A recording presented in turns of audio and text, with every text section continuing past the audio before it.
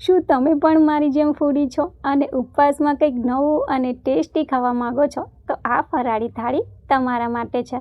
તો તૈયાર થયેલી એકવાર આ થાળીને જુઓ.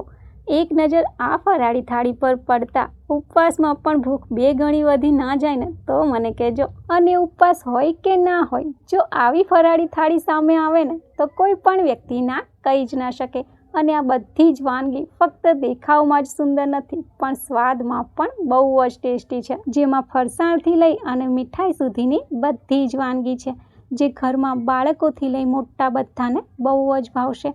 અને ટેસ્ટી તો એટલી ને કે જ્યારે પણ ઉપવાસ કરશો ને ત્યારે સૌથી પહેલાં આ જ ફરાળી થાળી બનાવવાનું મન થશે. ખરેખર આ માત્ર ફરાળી થાળી જ નથી, પણ સ્વાદ, સુગંધ અને સંતોષનો પણ તમને અનુભવ કરાવશે. તો એકવાર મારા કહેવાથી ઉપવાસમાં આ ફરાળી થાળી જરૂરથી બનાવજો. આની ડિટેલ રેસીપી મેં નીચે ટાઇટલ પાસે આપેલી છે. રેસીપી ગમે ને તો વિડીયોને લાઇક કરજો અને વધારેમાં વધારે શેર કરજો. Thanks for watching. Bye bye.